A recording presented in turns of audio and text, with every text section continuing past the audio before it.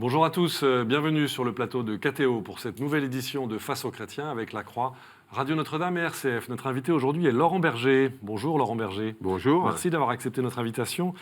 Vous êtes le secrétaire général de la CFDT, qui est aujourd'hui, rappelons-le, la première organisation syndicale de France. Emmanuel Macron a annoncé depuis longtemps sa volonté de refonder le Code du travail, de faire bouger ce qu'on appelle le Rubik's Cube du modèle social français. Ces jours-ci, vous participez à une 50aine de séances de discussion qui sont organisées avec les organisations syndicales en vue de la promulgation d'ordonnances à la rentrée. Le projet de loi autorisant le gouvernement à légiférer par ordonnance a été présenté mercredi. En Conseil des ministres, nous allons aborder avec vous l'ensemble des facettes de ce sujet. Vous serez interrogé dans cette édition de Face aux chrétiens par Emmanuel Régiu pour La Croix, bonjour, par Alain Baron pour Radio Notre-Dame, bonjour, et par Romain Mazneau pour RCF. Bonjour. C'est Emmanuel Régiu qui vous pose la première question. Bonjour Monsieur Berger. Le projet de loi d'habilitation a été présenté mercredi par la ministre du Travail. Êtes-vous rassuré à la fois sur les intentions du gouvernement et sur la méthode de concertation employée? Laurent Berger. D'abord, il faut dire que le projet de loi d'habilitation, c'est un projet en fait qui ouvre les boîtes, si je puis dire, qui ouvre les sujets en disant voilà, on va pouvoir traiter tel sujet, mais qui évidemment les conclut pas. Et donc, il y a dans ce projet de loi des sujets qui nous intéressent, comme par exemple l'articulation entre la branche et l'entreprise pour le niveau de négociation, comme la possibilité d'ouvrir le chèque syndical qui favoriserait l'adhésion syndicale, comme le renforcement du dialogue social. Enfin, il y a des sujets qui nous intéressent, puis des sujets qui nous inquiètent plus, comme par exemple la question des délais de recours pour les prud'hommes, la question du périmètre du licenciement. Et donc, tout cela, c'est ouvert à la concertation. C'est déjà une bonne chose en soi, Laurent Berger. Et donc, c'est cela qui est intéressant, c'est-à-dire que oui, moi je suis satisfait que la méthode employée soit une méthode de concertation assez précise, sujet par sujet, réunion après réunion, où on peut exposer des propositions, des contre-propositions, des craintes, des désaccords, ou des accords aussi, et qui permettent de construire de façon un peu itérative, comme ça, ce que pourrait être le projet de loi. Donc à la fin, la CFDT jugera sur pièce. On verra si nous avons été entendus ou pas, mais dans un premier temps, la méthode nous paraît cohérente et plutôt positive. Romain Mazneau, RCF. Vouloir réformer le Code du travail à tout prix avant la fin de l'été, est-ce que c'est pas un peu précipité? Je crois que vous aviez parlé plutôt d'octobre. Est-ce que c'était si urgent que ça? Laurent Berger. Bon, d'abord, ce qu'il faut dire, c'est que dans un premier temps, en première intention, le gouvernement avait plutôt l'ambition de finir fin août. Et nous avons été quelques-uns à lui dire c'est pas possible. C'est pas possible pour deux raisons. D'abord, les sujets à traiter sont lourds, même s'il ne s'agit pas de revoir l'ensemble du Code du travail. Je crois qu'il ne faut pas faire peur aux gens. Et deuxièmement, tout simplement parce que ça donnera le sentiment que ça se passe en été, période un peu spéciale, et qu'il y aura cette volonté de cacher les choses. Donc, nous avons été entendus puisque c'est repoussé jusqu'à fin septembre. Et donc, je crois que nous sommes en face de sujets que nous connaissons tous très bien depuis longtemps, que nous avons eu tout loisir d'expertiser chacun dans nos organisations respectives, ce qu'a fait la CFDT. Donc, et il y a, pendant un mois et demi, parce que ça a débuté début juin, pendant un mois et demi, des réunions de concertation. Et à la fin, je le souhaite, il y aura une réunion multilatérale avec toutes les organisations syndicales et patronales pour présenter le texte avant qu'il soit présenté au Conseil d'État. Ça, c'est ce qui permettra... Ce n'est pas encore prévu, c'est ce que nous exprimons comme souhait avec d'autres organisations syndicales, la CFDT le souhaite, et si ça se faisait dans la dernière semaine d'août, ça permet, y compris d'avoir des ajustements jusqu'à la fin, et des modifications jusqu'à la fin, c'est-à-dire jusqu'au moment où il est présenté en Conseil des ministres. Donc, voilà, on ne peut pas dire une chose, on ne peut pas dire qu'il n'y a pas de concertation. Ça, il faut pas utiliser la mauvaise foi, c'est jamais conseillé. Après, on verra si nous avons été entendus ou pas à la fin, et on jugera sur pièce. Alain Baron, Radio Notre-Dame. Oui, avant même l'élection du président de la République, certains syndicats, notamment votre principal concurrent, la CGT, avaient prévu un été chaud. Finalement, il semblerait que ce risque s'éloigne. On a eu un mois de juillet assez chaud au niveau la canicule. Non mais ça, moi je ne fais pas de prévision météo, ni sur un sujet ni sur un autre. Ce qui est sûr, c'est que cela se passe quand même dans un moment où les tensions sont réelles, c'est-à-dire des inquiétudes existent. Et c'est pour cela que moi, je l'ai dit très clairement au gouvernement, bien sûr, on peut discuter de l'articulation entre les niveaux de négociation dans les entreprises et dans les branches. Bien sûr, on peut discuter de la façon dont le dialogue social dans l'entreprise se passe de façon plus performante. il n'y a pas non plus de sujet à ce point tabou que nous ne voudrions pas aborder sur la façon dont se passent les relations entre un salarié et l'entreprise. Mais d'abord, rien qui soit des droits en moins pour les salariés. Et surtout, il ne faut pas oublier qu'à côté de cela, il faut développer des mesures qui répondent aux préoccupations concrètes à hauteur d'homme. Parce qu'avouez que l'articulation des niveaux de négociation, ce n'est pas ce qui préoccupe tous les matins le salarié ou le demandeur d'emploi. Que la façon dont fonctionnent les instances représentatives du personnel dans une entreprise, c'est la même chose. Et donc, moi, je souhaite qu'il y ait des mesures. Eh bien, j'ai proposé, dès la rencontre avec le Premier ministre, qu'il y ait des mesures, par exemple, en direction des demandeurs d'emploi de très longue durée, de longue durée, et avec des mesures incitatives pour les entreprises. Oui, ceux qui sont enquistés dans le chômage, malheureusement, et qui, malgré une reprise économique que l'on souhaite tous et qui peut-être démarre, eh bien, resteront en difficulté de retour à l'emploi. Et donc, il faut qu'en même temps où le gouvernement parle de cette réforme du Code du travail, qu'il soit en capacité d'exprimer des mesures très concrètes à l'égard de ceux qui sont le plus en difficulté, qui sont un peu au bord du chemin aujourd'hui, les chômeurs de longue durée, les jeunes qui ont du mal à trouver un emploi, à s'insérer dans la vie professionnelle, mais aussi ceux qui ont des écoles, mais qui ne trouvent pas l'apprentissage, l'entreprise pour faire leur apprentissage. Ben voilà, des choses extrêmement concrètes qui, d'une certaine manière, responsabilisent aussi les entreprises, responsabilisent les chefs d'entreprise en disant « Attendez, vous n'avez pas à attendre simplement des mesures qui seraient plus simples, qui seraient favorables à l'entrepreneuriat, mais aussi vous avez une responsabilité citoyenne, on peut le dire, dans la résorption du chômage de longue durée, dans le retour à l'emploi d'un certain nombre de nos concitoyens qui sont en difficulté. Emmanuel Régiu, Lacroix. Dans cet ordre d'idée, est-ce que vous ne craignez pas qu'on ait au fond la flexibilité tout de suite, c'est-à-dire un allègement, une simplification du Code du travail et éventuellement plus de facilité à licencier, et puis une plus grande protection des salariés après, avec un petit point d'interrogation? Laurent Berger. Eh bien, c'est toujours un risque. Mais moi, j'ai entendu le président de la République annoncer qu'il y aurait 15 milliards d'investissements dans la formation professionnelle.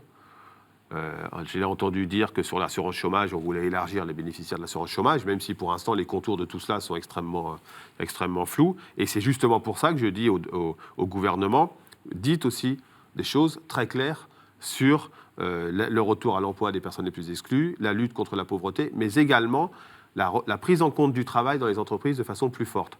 Nous avons fait une enquête qui s'appelait Parlons Travail, qui montre une chose très très précise. Les 200 000 répondants nous disent ce qui fait le principal mal-être au travail, c'est l'impossibilité de peser sur le contenu de son travail et d'avoir son mot à dire sur le contenu de son travail. C'est-à-dire, en gros, une forme d'intervention, de pouvoir, en tout cas, sur ce qui fait notre réalité concrète.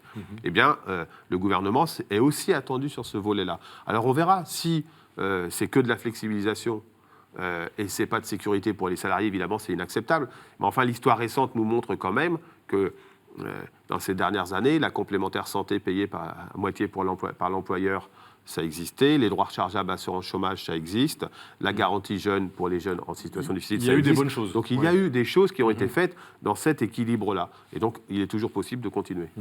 Romain Masneau, RCF. Le gouvernement laisse entendre que le rôle de la branche pourrait être renforcé sur certains points. Est-ce que vous y croyez vraiment? Et qu'est-ce qui doit être préservé ou voire même ajouté au niveau des branches? Laurent Berger. Ce qui doit être préservé, c'est les 6 domaines sur lesquels la branche aujourd'hui intervient, les classifications, les questions de conditions de travail et de sécurité. Et puis il y a un point sur lequel nous souhaitons aller plus loin et qu'il y a un domaine qui lui soit réservé et sur lequel la branche puisse verrouiller, comme on dit, c'est-à-dire la qualité de l'emploi et notamment le recours au temps partiel imposé. C'est-à-dire Eh bien aujourd'hui, depuis 2013, les temps partiels ne peuvent pas être inférieurs à 24 heures. Pourquoi? Oui. Tout simplement parce qu'on sait bien que les travailleurs pauvres sont souvent des salariés qui subissent un temps partiel imposé, souvent des femmes, 80% d'entre eux, bien sûr, voilà. Et c'est une forme de flexibilité pour l'entreprise, mais qui se fait sur le dos d'une précarité pour les travailleurs. Et donc nous avions obtenu qu'il n'y ait pas de temps partiel imposé qui soit inférieur à 24 heures. Et qu'il y ait une seule possibilité d'y déroger, c'est par accord de branche. Donc ça, c'est la branche. Et ça, nous souhaitons que ça continue dans la branche. Et nous souhaitons aller plus loin, qu'il y ait dans les branches des négociations sur la qualité de l'emploi. Ça veut dire la condition de recours au contrat à durée déterminée, la question de la durée des contrats, etc. etc. Vous avez bon espoir sur ces questions-là? Oui, le document l'expression de la ministre hier et le document qu'elle a fourni sur la première conclusion de la première phase de concertation sur l'articulation branche-entreprise nous montre que nous avons été entendus sur d'abord le fait que l'entreprise reste, la branche reste à un oui. niveau pertinent de négociation, et on la renforce sur un certain nombre de domaines, notamment sur celui-ci, et qu'ensuite, sur la question principale, finalement, qui est celle du travail, l'entreprise ait aussi des espaces de négociation, ce qui nous semble fondamental. Si on veut redonner un peu d'espace aux travailleurs, aux représentants des salariés pour peser sur le travail, il faut qu'il y ait des espaces de négociation sur l'organisation du travail dans l'entreprise. Donc je suis plutôt rassuré, mais on verra là aussi à la fin. Prenons un exemple concret. Un hypermarché, les horaires à temps partiel, vous dites, c'est la branche au niveau national qui doit décider et non pas le directeur de l'hypermarché. C'est bien ça. Je dis, c'est déjà la réalité, Oui. que le directeur de l'hypermarché ne peut pas imposer des contrats de travail inférieurs à 24 heures. Il y a des dispositions, si jamais c'est des étudiants et autres, s'il y a un accord avec, à des conditions très définies, mais que ça se définit, il n'y a pas de contrat de travail en dessous de 24 heures, et que s'il y avait une dérogation à avoir pour un secteur professionnel particulier, ça se passerait dans une négociation de branche, par accord majoritaire. Ok. Alain Baron, Radio Oui, Notre-Dame. en vous écoutant, on a l'impression quand même que vous avez une certaine empathie avec cette réforme, non seulement sur la procédure employée, mais aussi sur la philosophie générale. Quels seraient les points durs que vous refuseriez ? Laurent Berger. D'abord, je tiens à le dire, nous ne demandions pas une nouvelle réforme du Code du travail. Pour une raison simple, c'est qu'il y en a eu plusieurs et qu'il aurait été nécessaire de les évaluer. Après, il y a un président de la République qui est élu, un gouvernement qui est nommé, qui a sa légitimité par les urnes et qui a annoncé qu'il le ferait. Donc il y a deux options syndicales à ce moment-là. Il y a l'option en disant non, c'est hors de question, on ne discute pas, faisant fi un peu quand même du verdict démocratique qui a été donné par les citoyens, ou il y a l'autre position en disant voilà, on discute.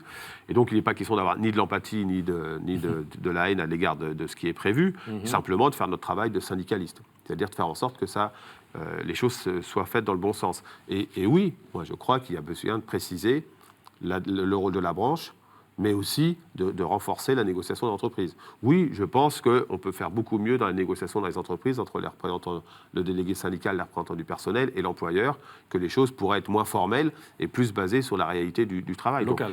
Il y a vraiment des choses à faire. C'est ça.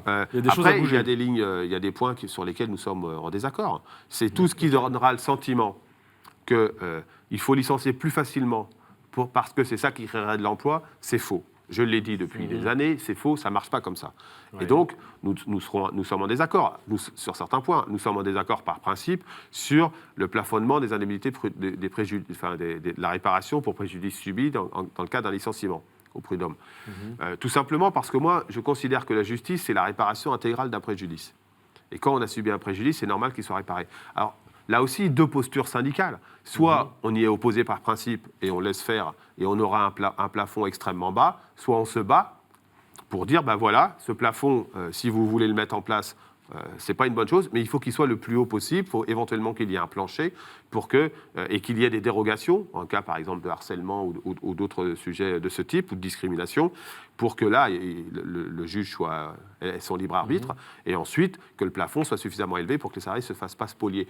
Et puis, on nous a dit là-dessus, en disant oui, mais on a fait un benchmark au niveau européen. Les indemnités au prud'homme sont beaucoup plus élevées, une comparaison, beaucoup plus élevées en France qu'ailleurs. Et nous, on a dit, ça tombe bien, on a fait une comparaison sur les indemnités légales de licenciement. Et elles sont beaucoup plus faibles en France qu'ailleurs. Donc on leur a dit, augmentez aussi les indemnités légales de licenciement. Soyez cohérents. Et on verra, j'espère que nous avons été entendus, on le verra à la fin. Donc vous voyez, c'est ce jeu-là qui se passe en ce moment, c'est ça. C'est ça qui se passe. Oui. Et donc, tout ce qui sera une forme de jeu de posture, de porte qui claque, d'espèce de jugement définitif apporté, je pense que c'est pas bon. Et je vois bien qu'on est dans un moment où, pas que les médias, mais la population aimerait bien dire, voilà, qui est pour, qui est contre. Arrêtons avec le binaire. Les choses ne sont pas binaires. Il y a des choses à discuter, et nous le faisons actuellement. Et ça se passe plutôt bien, sans empathie, mais sans haine non plus. Je crois que c'est la bonne... C'est pas mauvais, l'empathie. Très bien. Non, l'empathie, c'est pas du tout mauvais, c'est même nécessaire. Mais ce que je veux dire par là, c'est que la CFDT, elle n'est ni un allié docile, ni un opposant de principe. Nous sommes des syndicalistes, nous faisons notre travail, et nous respectons le verdict des urnes, la légitimité des uns et des autres. Très bien, alors on a encore beaucoup de questions à vous poser, Laurent Berger. Je rappelle que vous êtes secrétaire général de la CFDT. Nous allons marquer une première pause dans cette édition de Face aux chrétiens. Nous nous retrouvons dans quelques instants. À tout de suite.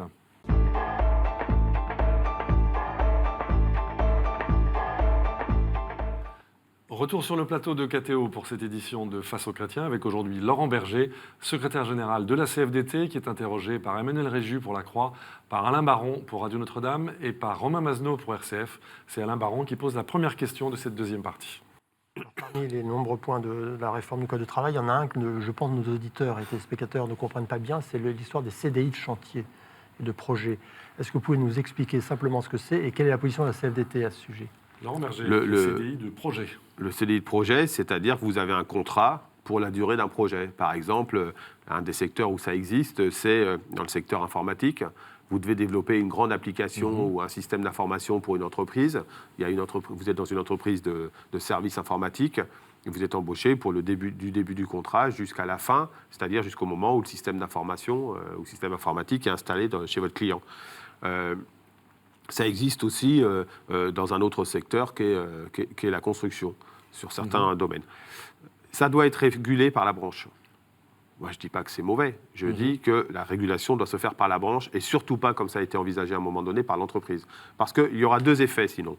Il y aura d'abord le côté, on crée des contrats de chantier à tour-larigot sans que ce soit forcément justifié en termes de mission. Et le deuxième, c'est que vous aurez une concurrence interne au secteur qui sera très très forte. C'est-à-dire qu'une entreprise le fera parce qu'elle l'obtiendrait par accord, parce qu'il n'a jamais été question, j'espère, que ce soit autrement que par un accord dans une entreprise, mais l'autre à côté ne l'obtiendrait pas et ce serait une situation plus difficile. Et puis, ça ne peut pas être appliqué à tout. Tout n'est pas une mission, même si vous faites des tâches successives qui font qu'à un moment donné... Donc moi, je préfère que ce soit cadré par la branche pour qu'il y ait une vision un peu de recul là-dessus.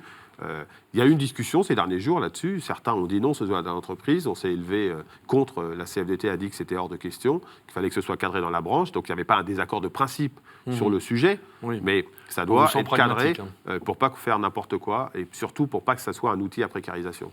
Emmanuel Réju, La Croix. La CFDT est très attachée au compte pénibilité qui permet aux salariés ayant vécu des conditions de travail difficiles, pénibles et difficiles physiquement, de partir plutôt à la retraite ou de se former. Jusqu'où êtes-vous prêt à aller pour réformer ce compte pénibilité? Laurent Berger. Si on y est attaché, c'est aussi parce que les salariés qui ont subi ces travaux pénibles meurent plus tôt, et c'est prouvé. Ou alors vieillissent en plus mauvaise santé que les autres salariés. Donc c'est pour nous une mesure de justice sociale exceptionnelle, c'est-à-dire qu'il faut reconnaître que des gens, parce qu'ils ont travaillé de façon plus difficile, vont... Alors les patrons dénoncent la mise en œuvre, le côté usine Oui, mais gaz, à dénoncer la mise en œuvre, on ne rappelle plus le sens. D'accord. Vous savez, je crois que le patronat là-dessus a été d'une mauvaise foi exceptionnelle. Ah, parce que, on vous sent offensif là-dessus, quoi. Oui, parce que nous, on s'est battus. Depuis 2003, on s'est battus. Mhm. Depuis que François Chirac s'est engagé sur la réforme des retraites, sur cette question de la pénibilité. Au même moment, on obtenait le départ pour carrière longue de gens qui avaient commencé à travailler tôt, ce qui est aussi une mesure de justice sociale. Plus d'1 million de salariés en ont bénéficié depuis. Eh bien, sur la pénibilité, nous étions engagés en disant qu'il faut reconnaître cette pénibilité pour qu'il y ait des mesures de réparation et de formation, comme vous l'avez dit. Le patronat joue après sur la mise en œuvre qui est difficile. Alors, nous, ce qui est clair, c'est qu'on a... Le président de la République avait à un moment donné parlé de moratoire ou de fin du dispositif. Nous avions été totalement opposés à ce principe et depuis, il a été dit par le Premier ministre que c'était une mesure de justice sociale et que cette mesure devait perdurer. Il y a 6 risques, parce qu'en fait, c'est la mesure de 10 risques différents. Voilà. Il y a 6 risques sur lesquels les gens ont commencé à comptabiliser des points et ça ne bougera pas. Y compris sur le bruit, où le patronat a essayé de nous dire « oui, mais c'est compliqué de mesurer le bruit ». Non, le bruit, ça se mesure très très bien. Que ce soit dans une entreprise ou au bord du périph', tout le monde sait le faire. Donc, quand il y a trop de bruit, il y a des points comptabilisés. Et puis, il y a des risques ergonomiques. C'est celui d'un certain nombre de gestes répétitifs, etc. Là où c'est plus compliqué, donc nous sommes en train de chercher une solution qui conviennent à tout le monde pour qu'il y ait toujours, pour les salariés, que ça ne change rien, il y a des mesures de réparation ou de formation, en termes de formation ou de départ anticipé à la retraite, mais où la mesure se ferait de façon plus facile à partir de référentiels de branche et également à partir d'une évaluation pour chaque salarié. Mais soyons clairs, pour la CFDT, oui, nous ne voulons pas une usine à gaz, un système compliqué, mais nous ne voulons pas revenir sur cette mesure de justice sociale qui comporte un volet réparation, mais aussi un volet prévention. Et les entreprises doivent s'engager. C'est pour ça que nous insistons dans les branches pour des négociations sur la prévention de la pénibilité. Sachant que certains secteurs ont déjà fait un référentiel qui peut servir aux PME ou aux TPE qui sont en difficulté. Oui, et qui a été bloqué par les organisations patronales parce qu'elles en ont fait une bataille idéologique. Et donc, maintenant, je souhaite que tous ces référentiels qui ont été travaillés dans les branches sortent. Ça permette de se référer pour chaque entreprise à ce référentiel pour comptabiliser les points et qu'on sorte de cette situation ubuesque où on a une mesure où tout le monde finalement commence à dire bah oui, finalement c'est quand même une mesure de justice sociale, mais où on pleurniche sur la mise en œuvre. On va trouver quelque chose de simple, mais maintenant j'aimerais entendre M. Gattaz, M. Asselin à la fin dire bah oui, c'est normal, c'est une mesure de justice et c'est normal que les entreprises contribuent à cette mesure de On vous a justice. compris, sur le principe, vous ne bougerez pas. Alain Baron, puis Romain Masneau. Alain Baron, Radio Notre-Dame. Il y a un autre serpent de mer là qui revient, c'est le chèque syndical. Alors, c'est une bonne idée ou une mauvaise idée? Alors, on rappelle le principe du chèque syndical. En 2 mots, Laurent Berger. Merci, je pensais que tu allais le faire. Le chèque syndical, c'est la contribution de l'employeur à chaque salarié s'il souhaite adhérer ou contribuer au financement d'une organisation syndicale dans son entreprise, mais l'idéal étant d'adhérer. Moi, je pense qu'il faut creuser l'idée.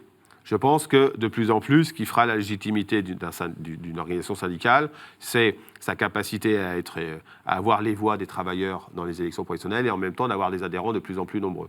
Et que le chèque syndical peut contribuer à ça. Moi, je ne crois pas du tout à l'adhésion obligatoire dans notre pays. Certains le préconisent. On rappelle le faible taux d'adhésion syndicale en France, que vous déplorez. Pour une raison simple, c'est que, contrairement à d'autres pays, les services qui y sont associés ne sont pas l'assurance chômage, l'assurance maladie, etc. Donc, le chèque syndical, nous, on est plutôt preneurs pour creuser cette idée. Après, ça ne fait pas unanimité dans le monde syndical. Et puis, il faudra voir aussi ses conditions de mise en œuvre. Ça existe, ça existe à AXA, ça existe aussi à la mairie de Suresnes, avec des résultats. Qu'est-ce que vous craignez? Les effets pervers, ça peut être quoi? Les effets pervers, ça peut donner le sentiment qu'on passe son temps à aller chercher le chèque syndical auprès des salariés sans s'occuper des difficultés. Bon, enfin ça, on peut très bien... c'est une question de pratique syndicale et d'objectifs syndicaux. Et puis, l'autre effet pervers, ça peut être effectivement que les salariés... en fait, l'incapacité que les organisations syndicales auraient à apporter des services qui vont avec. Et donc, nous sommes préparés à ça. Donc, nous sommes capables d'apporter des services qui vont avec. Donc, on va voir, c'est un sujet qui est ouvert. Ça ne sera pas forcément un sujet de tension. Sans doute que ça nous amènera à travailler un peu plus sur le fond, parce que là, clairement, 2 mois pour y travailler, ça va être un peu court. Un autre sujet, Romain Masneau, RCF. Le référendum à usage exclusif de l'employeur en cas d'absence d'accord avec les syndicats, pour vous, ça peut créer un risque d'abus de pouvoir ou de déséquilibre? Pour moi, c'est hors de question. Laurent Berger. On ne peut pas. Hors de question. Jaune pour vous. Oui. Moi, vous savez, j'aime pas tellement fonctionner en termes de ligne jaune, ligne rouge. Je sais que notre pays adore ça. Mais on sent qu'il y a des sujets sur lesquels vous êtes ferme. Oui, à condition qu'on soit capable de les argumenter. On ne peut pas en même temps dire ce que dit la ministre du Travail, et qu'elle exprime plutôt bien. Il faut renforcer le dialogue économique et social dans les entreprises. Il faut une forme, y compris une capacité d'aller vers une forme de codécision sur certains sujets. On sent que là-dessus, ils sont attentifs à ce qu'on leur dit. Et en même temps, dire, il n'y a pas d'accord, mais le patron décidera tout seul et consultera les salariés. Je ne suis pas d'accord avec ça. Ça, ce sera une forme de manipulation des salariés. Donc, ce que vous préconisez, moi, je pense qu'il faut un accord majoritaire dans les entreprises. En l'absence d'accord majoritaire, il est prévu qu'il y ait un référendum qui puisse être organisé s'il y a au moins 30% des organisations syndicales qui ont signé cet accord. On peut imaginer que l'entreprise puisse le faire dans les mêmes conditions, c'est-à-dire s'il y a eu un accord avec des organisations, mais qu'il n'est pas majoritaire, mais ça se limitera à cela. C'est une question de curseur, c'est ça? C'est une question de est-ce qu'on pense que dans les entreprises, ce qui fera la performance demain, c'est plus de dialogue social. Et c'est donc reconnaître que le poids que doit avoir le syndicalisme et les représentants du personnel dans une entreprise. Si la réponse est oui, on ne peut pas, à côté de cela, de façon parallèle, développer des dispositions qui permettront à l'employeur d'avoir une décision unilatérale. Je crois que nous, notre enquête l'a montré, et la Croix avait relayé largement cette enquête sur le travail. Notre enquête a vraiment montré que c'est la fin d'une entreprise, c'est la fin dans la tête des gens, en tout cas en termes d'aspiration, de l'entreprise hiérarchique, verticale, et où les salariés n'ont pas leur mot à dire avec leurs organisations syndicales. Avec les organisations syndicales. Dans le monde de l'entreprise, il faut comprendre une chose, c'est que les salariés ne sont pas en situation d'égalité avec leur employeur. Il y a un lien de subordination. Et ce qui rééquilibre ce lien de subordination, c'est la représentation collective et la présence syndicale. Emmanuel Réju, La Croix. Encore faut-il que les délégués syndicaux ou les représentants du personnel soient bien considérés dans l'entreprise, ce qui n'est pas encore toujours le cas. Certains craignent parfois de ne pas retrouver d'emploi si on fait part de leur rôle de délégué syndical. Comment on peut remédier à ça? Laurent Berger.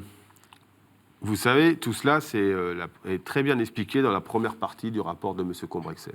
Le fameux rapport Combrexel qui a été, dit-on, à l'origine de des lois Macron. Oui, des qui lois était El Khomri. fait par un homme qui connaît parfaitement le dialogue social et les acteurs. En fait, dans notre pays, il y a ce qu'on peut faire en dur, c'est ce sur quoi on intervient dans la loi, et il y a la question de la culture et comment on bouge un peu dans la vision des uns et des autres. Et je crois qu'il y a besoin de faire bouger la culture française sur les relations sociales et le dialogue social.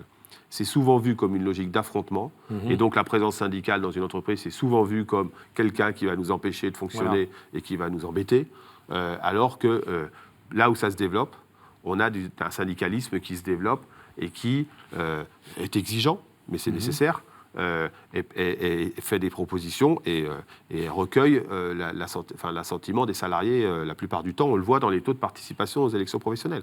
Là où nous sommes implantés, le taux de participation il est autour de 65%, plus que certaines élections récentes qui ont pourtant beaucoup d'importance pour notre pays. Donc je crois qu'il faut cesser avec cette vision ringarde du syndicalisme. Alors, une fois que j'ai dit ça, il y a aussi une responsabilité du syndicalisme. Une responsabilité de s'implanter dans les entreprises, que nous faisons beaucoup en ce moment, une responsabilité d'accompagner nos militants, de les former, et puis une responsabilité aussi des employeurs de faire en sorte que quand on a occupé un mandat syndical, à la fin, on peut être reconnu dans les acquis qu'on a eus dans ce mandat syndical. Et ça, malheureusement, ce n'est pas développé dans notre pays. Vous ne verrez pas beaucoup de délégués syndicaux qui deviennent un jour responsables dans leur entreprise. DRH, oui. Ça peut, dans un premier temps, c'est peut-être pas la fonction principale sur laquelle il faut aller, mais en tout cas, qu'ils deviennent responsables. Là, vous l'avez, dans d'autres pays, vous l'avez sans problème. En Allemagne. En Allemagne, dans les pays nordiques, vous l'avez sans problème. Donc une culture du dialogue qu'il faut promouvoir, mais à travers et de reconnaissance des organisations, du syndicalisme. Des organisations et je crois qu'il faut que les employeurs comprennent qu'aujourd'hui, le syndicalisme, il a changé de visage.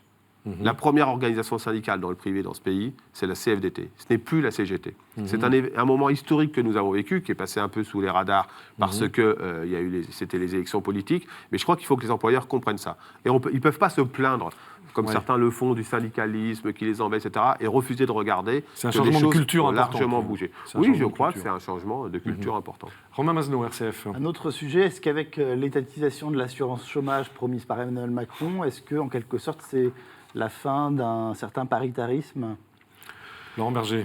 D'abord, Emmanuel Macron, au début, il a parlé d'étatisation dans la campagne, puis ensuite, il a parlé de tripartisme. Eh bien, l'étatisation, c'est l'État qui prend tout l'assurance chômage et qui se débrouille tout seul. J'ai envie de lui dire bon courage, d'ailleurs, s'il le faisait.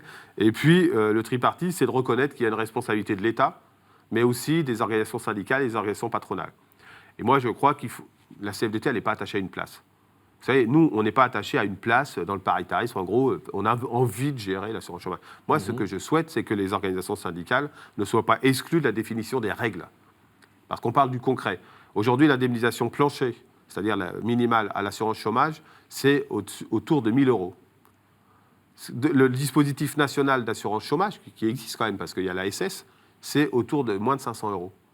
Et donc, moi, je pense que tant qu'on sera vigilant sur l'indemnisation des chômeurs, ce sera mieux pour les chômeurs que si on donne l'État les manettes pour tout faire. Et à chaque fois que l'État, dans notre histoire, a repris la main de façon temporaire, parce qu'il y a eu des moments comme ça, à chaque fois, il y a eu une baisse des allocations pour les demandeurs d'emploi. Plutôt tripartisme. Moi, je pense que oui, il y a une responsabilité de l'État. D'ailleurs, même actuellement, dans les 10 dernières années, quand on négociait, on avait évidemment des contacts avec l'État, et qu'ensuite l'État, il assure la dette de l'UNEDIC, même si on voit que les comptes vont repartir au vert, on l'espère, dans les années à venir, et l'État valide la convention, l'accord signé. Donc c'est normal qu'il ait un mot à dire. Donc c'est utile. Ouais. Et puis on a besoin d'articuler les dispositifs assurance chômage et de solidarité nationale qu'on n'articule pas suffisamment. Donc, et étendre le droit au chômage aux démissionnaires et aux indépendants, quel est votre...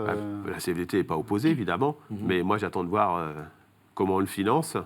Et j'attends de voir aussi quelles sont les conditions pour y avoir droit. Tout cela, ça fait partie des discussions qu'on aura en septembre-octobre. Ce sont des discussions passionnantes.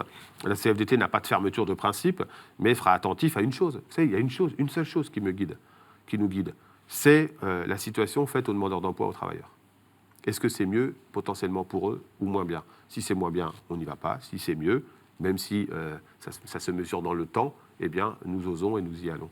Une dernière question, Emmanuel Réjus-Lacroix. Est-ce qu'au fond, vous n'avez pas un désaccord de fond, voire philosophique, avec Emmanuel Macron sur le rôle des syndicats qui, devant la CFDT, avait dit, en gros, je caricature un peu, mais bon, les syndicats sont dans l'entreprise et négocient dans l'entreprise, et pour les grands risques, y compris l'assurance chômage, voire la formation professionnelle, c'est l'État qui prend ses responsabilités et qui s'en occupe.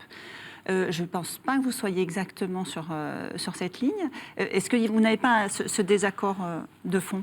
Laurent Berger. Si, clairement, Ouais. nous avions, pendant cette campagne, ce désaccord de fond que j'avais exprimé, qu'il avait exprimé. Je crois que le président de la République, pendant sa campagne, avait dit que les syndicats n'avaient pas à concourir à l'intérêt général, à s'occuper de l'intérêt général. La CFDT pense exactement l'inverse. Parce que les travailleurs sont des citoyens.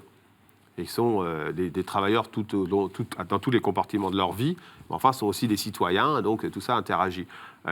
Depuis, nous sommes rencontrés avant la campagne, nous nous sommes rencontrés après, comme il a rencontré tous les responsables syndicaux et patronaux, et je lui ai redit que le rôle du syndicaliste, c'était de concourir à l'intérêt général. Ce n'est pas dans les détenteurs. L'intérêt général est détenu par ceux qui ont la légitimité démocratique, politique pour le faire, mais que nous devons y concourir. Je crois qu'il en est un peu revenu sur cette première affirmation. Et je pense que... Le président Macron peut bouger, c'est ça que vous dites? Oui, je pense, comme tout le monde. Oui, comme tout le monde. J'espère que D'accord. tout le monde peut bouger Oui. quand il a en face de lui des interlocuteurs qui argumentent. Je pense que les syndicats ont une responsabilité et un poids renforcé à avoir dans les entreprises. J'en suis persuadé, dans les entreprises, dans les branches et dans le monde professionnel.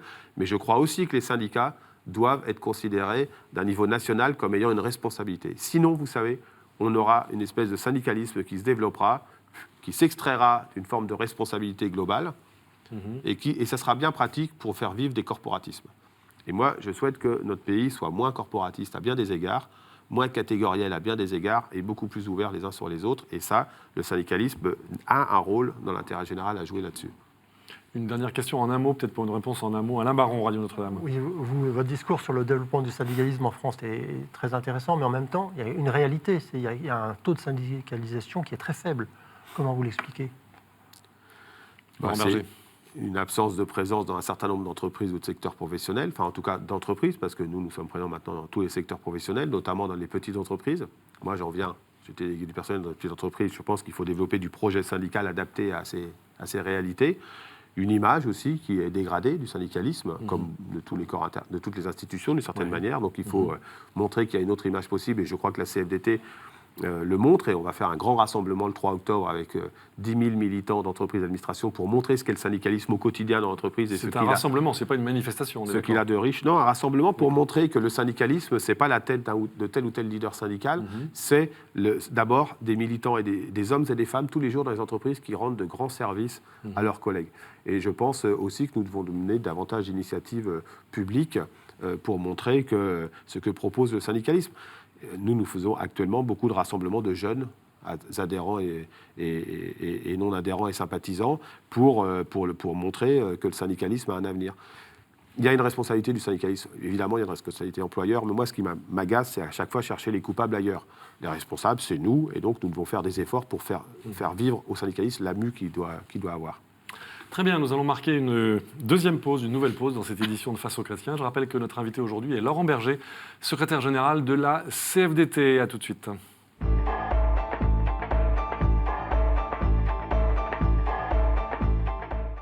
Retour sur le plateau de KTO pour cette édition de Face aux chrétiens. Notre invité aujourd'hui, Laurent Berger, secrétaire général de la CFDT, qui est interrogé par Emmanuel Réjus pour La Croix, par Alain Baron pour Radio Notre-Dame et par Romain Mazenot pour RCF. C'est Romain Mazenot qui pose la première question. Alors la Cour des comptes épingle ce jeudi la gestion des finances publiques sous l'ère Hollande. Le déficit devrait être de 3,2%, au-delà de la limite européenne.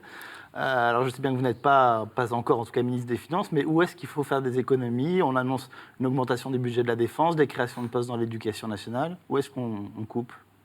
Laurent Berger.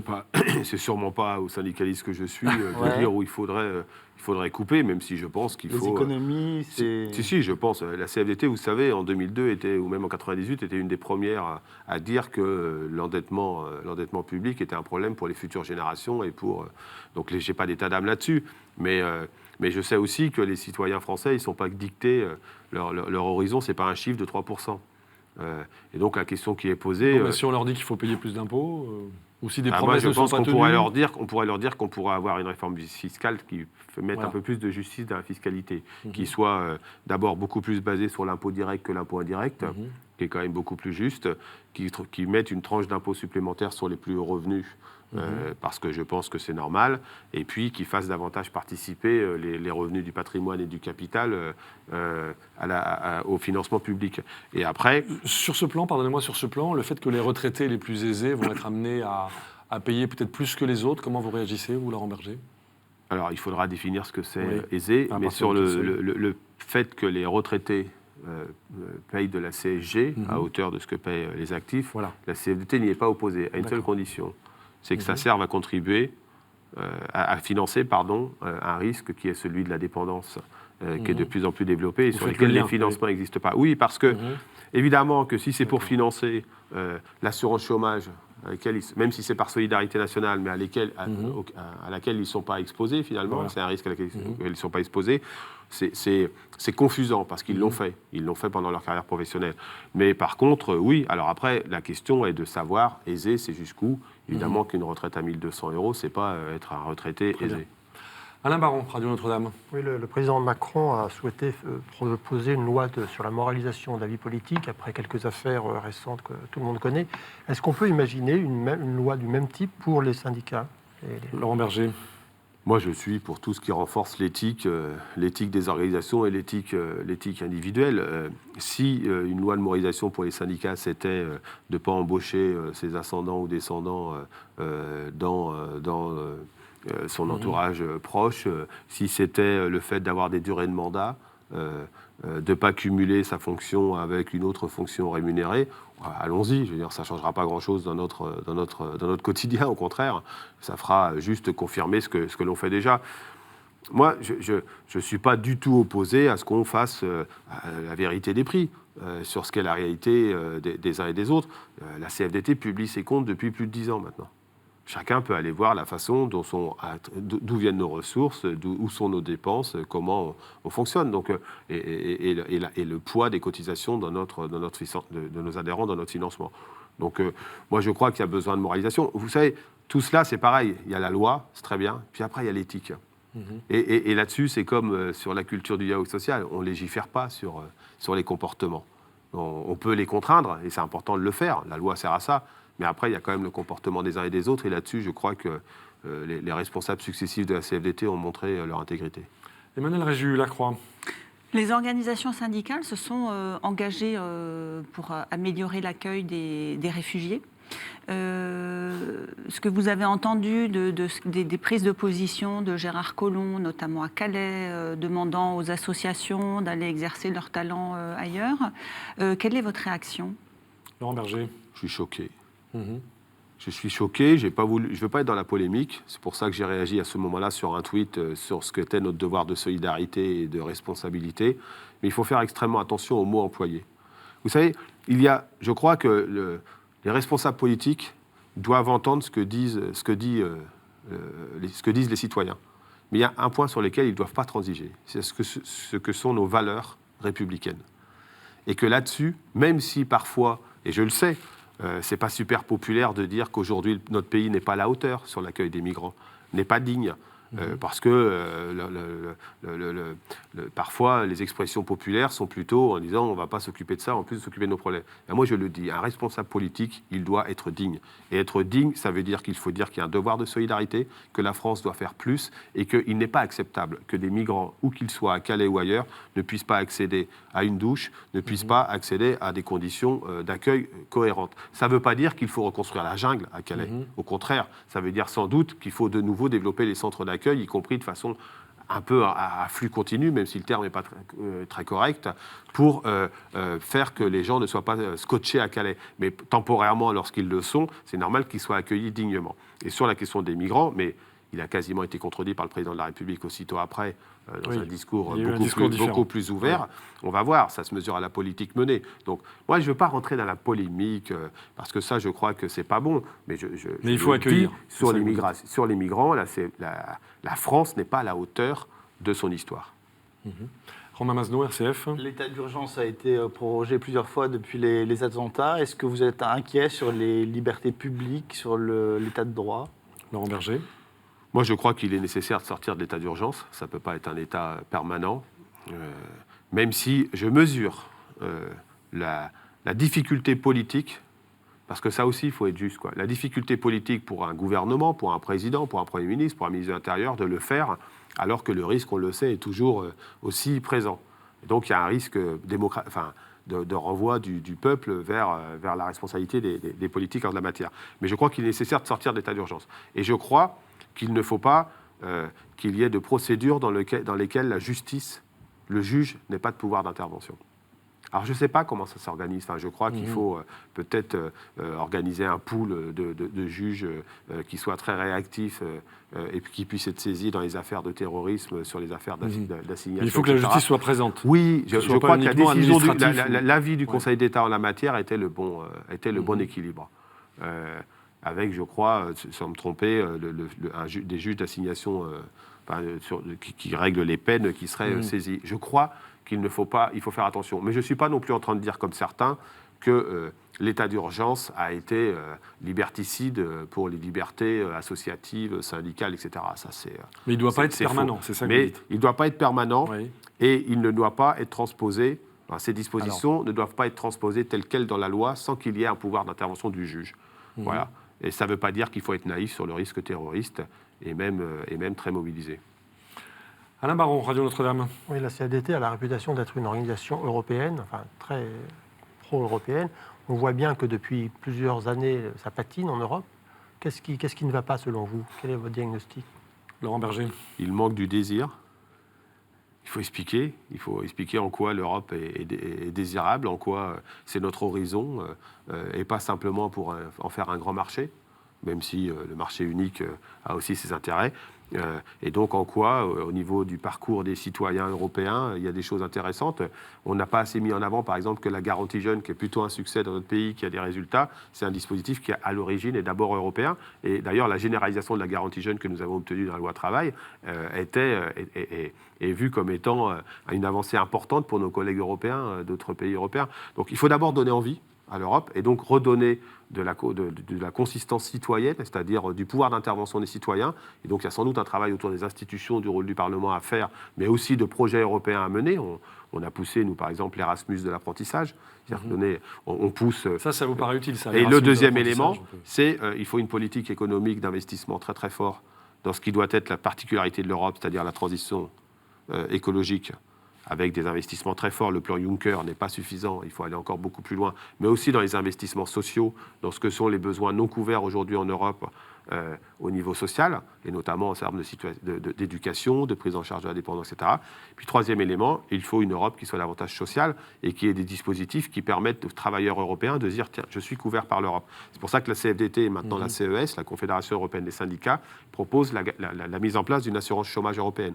C'est pour ça que nous nous battons pour un salaire minimum en Europe, qui soit fixé par pays en proportion, 60% du salaire médian. C'est pour ça que nous poussons pour avoir une portabilité des droits sociaux au niveau européen. Et puis, il faut une Europe qui se protège. Ce qui résoudrait le problème des travailleurs détachés, pardonnez-moi, mais c'est un exemple précis. Oui, et il faut une Europe qui se protège et qui soit claire sur les régulations. Et clair sur les régulations, c'est par exemple sur les travailleurs détachés, faire en sorte que tous les abus soient sanctionnés de façon extrêmement forte, comme c'est d'ailleurs prévu aujourd'hui dans la loi. Emmanuel Régiu, La Croix. La reprise économique s'annonce, le moral des ménages est au plus haut depuis 10 ans, nous dit-on.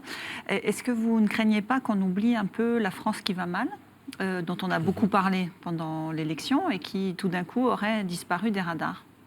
Oui, je le crains. Laurent Berger. Je le crains beaucoup. Je crains beaucoup qu'on oublie qu'on est dans un pays où presque 2 millions d'enfants sont en situation de pauvreté, où la pauvreté est encore à un niveau totalement inacceptable pour nombre de familles. Je crains beaucoup qu'on oublie que dans un certain nombre de territoires, les citoyens ont un sentiment de relégation parce que les services publics ont déserté ces territoires ou sont plus efficaces. Et donc, ça veut dire que je crois qu'il faut que le gouvernement, qui a une légitimité, je le répète, et qui a aussi la responsabilité de faire des réformes structurelles qui permettent d'évoluer dans un cadre qui soit plus pertinent pour le développement économique, le développement social, mais aussi l'avenir de notre pays, doit comprendre qu'il faut des mesures à hauteur d'homme, qu'il faut des choses concrètes que les citoyens ressentent comme étant une amélioration. Et que ça se fait, évidemment, sur la question du pouvoir d'achat. Ça se fait aussi sur la capacité à faire en sorte que les citoyens qui sont aujourd'hui au bord du chemin retrouvent de la dignité, c'est-à-dire de la considération. Et il faut de l'empathie à l'égard de ceux qui sont en situation difficile aujourd'hui. De l'empathie, ça veut dire ne pas les regarder avec condescendance, mais à faire en sorte que eux aussi puissent participer aux choix qui les concernent. Et c'est pour ça que, par exemple, pourquoi on ne ferait pas l'élargissement de la mesure territoire zéro chômeur à l'ensemble des territoires? Pourquoi on ne déciderait pas de le faire dans 100 territoires? Et pour cela, il faut s'appuyer. Si ce gouvernement ne comprend pas qu'il faut qu'il s'appuie sur les questions sociales, sur les organisations syndicales et patronales, mais sur les questions sociétales, sur les corps intermédiaires, les associations, le secteur associatif, eh bien, il perdra. Il n'arrivera pas à faire que ce pays... Ça, c'est un enjeu du quinquennat pour vous. Oui, c'est un enjeu du quinquennat. On a vécu un moment démocratique où on voit toutes les tensions qui existent, mais aussi une forme de difficulté démocratique quand même, quand on regarde le taux d'abstention ou le taux de vote dans les extrêmes. Eh bien, si on ne remet pas ce pays en mouvement, en créant des marges de manœuvre, en créant de la considération pour ceux qui vont le plus mal, mais aussi en remettant une de nos valeurs qui est devant le fronton de nos mairies, beaucoup plus en avant, qui est celle de la fraternité, on perdra. On perdra définitivement une sorte de bataille sur nos valeurs. Une dernière question, Romain Masneau, RCF. Vous parlez d'empathie au travail. Il y a justement un sujet qui a été porté par un candidat malheureux à la présidentielle, qui est la reconnaissance du burn-out, le syndrome d'épuisement professionnel. Est-ce que c'est un sujet que vous poussez à la CFDT ?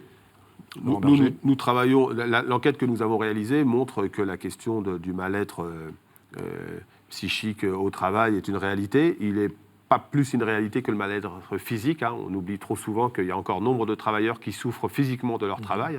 40% d'entre eux nous le disent dans le travail que nous avions, dans l'enquête que nous avons réalisée. La question, c'est tout ça est aussi une question de prévention. Il faut la reconnaissance d'un certain nombre de maladies professionnelles. On peut discuter autour de la question du burn-out, mais ne faisons pas comme si la question du travail se limitait aujourd'hui à l'impact psychologique du travail. Il est réel. Ça se prévient aussi. Ça se prévient comment? Avec davantage de pouvoir d'intervention et de parole sur son travail. Et ça se prévient par des représentants du personnel qui soient très impliqués sur la question du travail. Donc pas forcément une loi, quoi. Non, mais moi, je ne crois pas qu'il faille des lois sur tout. Est-ce qu'on peut considérer que parfois, vivre ensemble, évoluer ensemble dans une société, c'est savoir à peu près où on va? Donc là, il y a une grosse responsabilité. Il y a 2 discours qui arrivent la semaine prochaine. J'espère qu'ils le définiront un peu. Et c'est aussi se fixer des comportements et des règles entre nous qui font que, et des régulations par le dialogue social, par l'écoute des corps intermédiaires, par l'écoute des citoyens et des travailleurs, qui font qu'on améliore leur situation. Je crois à cette société-là, qui ne soit pas simplement une société qui légifère, mais qui plutôt essaye de coexister intelligemment entre elles. Une toute dernière question, Laurent Berger. L'entreprise de la souterraine GMS est en très très mauvaise posture. Est-ce que toutes les entreprises peuvent être sauvées aujourd'hui? Est-ce que parfois il ne faut pas consentir à un drame? D'abord, je tiens à dire que la CFDT n'est pas présente dans cette entreprise, mais en tout cas, celle-ci, elle doit être sauvée. Elle doit être sauvée tout simplement parce qu'elle est dans un secteur où, je crois, les grands donneurs d'ordre, qui sont les constructeurs automobiles, doivent prendre leurs responsabilités. Et aussi parce que, justement, elle est dans un territoire où on ne peut pas se résoudre à voir disparaître ces emplois industriels. Donc, je crois qu'il faut tout faire pour là, c'est le rôle de l'État, c'est le rôle des donneurs d'ordre. C'est le rôle de l'État, c'est le rôle de la filière. Et puis, moi, je le dis, ce ne sont pas des militants de la CFDT, mais je pense qu'il y a une dignité aussi dans le combat qui est mené par ces militants syndicaux et je les respecte et je les soutiens. Très bien, merci beaucoup Laurent Berger. On a pu faire avec vous un large tour d'horizon de l'actualité sociale et notamment de tous les sujets qui sont en cours de débat entre votre centrale syndicale, la CFDT, qui est la première de France, et le gouvernement. Cette édition de Face aux chrétiens était la dernière de la saison. Nous allons donc nous retrouver en septembre prochain, le jeudi 7 septembre. D'ici là, vous pouvez évidemment retrouver l'intégralité de nos éditions sur les sites respectifs de KTO, de La Croix, de Radio Notre-Dame et de RCF. Merci à tous de votre fidélité et très bonnes vacances à tous.